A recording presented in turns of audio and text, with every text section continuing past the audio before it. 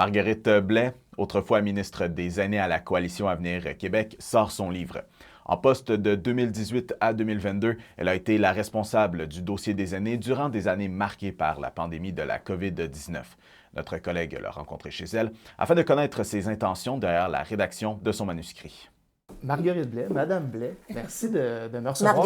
Marguerite, on se rencontre parce que cette semaine, c'était la sortie de votre livre « Au nom des aînés ». Qu'est-ce que ce livre-là représente pour vous et pourquoi le sortir maintenant? D'une part, j'aurais pas écrit le livre parce que j'étais encore prise dans la pandémie. Ça m'a réellement rendue malade. C'est Guillaume Nadon qui m'a dit « Pourquoi tu n'écris pas un livre? » et tout ça. Je ne m'en sens pas capable seule. Et en parlant, j'ai dit « comme tu as fait tes études sur les politiques qui touchent les aînés, comme tu as travaillé quelques mois avec moi, pourquoi on ne ferait pas un dialogue intergénérationnel? Tu pourrais me poser des questions, puis moi, je pourrais co-écrire. Tu sais, ce serait comme à quatre mains. C'est comme ça que c'est né. L'éditeur préférait que ça sorte à l'automne pour avoir le temps de le peaufiner davantage.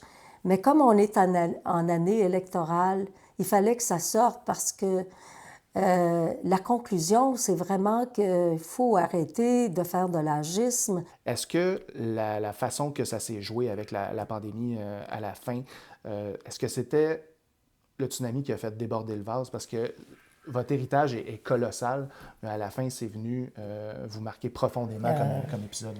Ben oui, parce que j'ai mangé une volée de bois vert. Parce que je portais le titre de ministre responsable des aînés.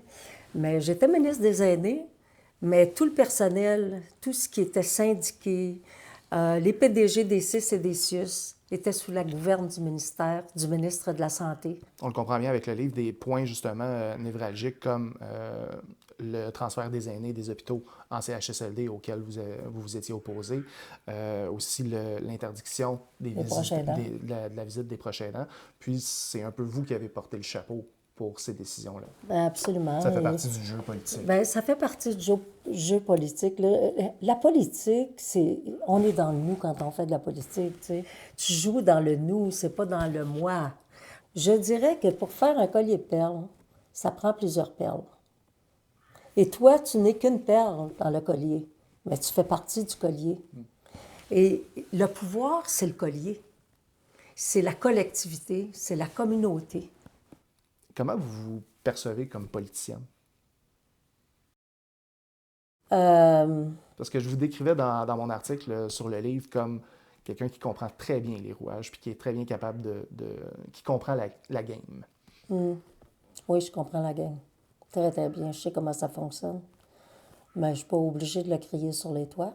Est-ce que vous vous sentez prête à revenir à l'avant-scène, ne serait-ce que pour le temps de lancer ce livre-là sur les bonnes voies? Ah oui, et puis Guillaume Nadon est allé chercher des conférences. On va se promener ensemble à travers le Québec. On va faire une trentaine de résidences de M. Maurice. Mais je ne reviendrai pas à l'avant-scène de la scène politique comme telle, mais faire de la politique sociale et défendre les aînés. Oui, je vais continuer à faire ça. En attendant, on invite tout le monde à se procurer Au nom des aînés, à le lire. C'est un excellent livre qui se lit très bien, puis qui permet une incursion lucide et sensible dans l'univers politique, puis dans des chapitres névralgiques de l'histoire récente du Québec. Merci beaucoup, M. Paribault. Merci, Marguerite. Pour consulter l'article, vous pouvez le lire dans la version papier d'Info Laurentide ou encore de vous rendre sur le site web journalinfolaurentide.com pour plus de détails.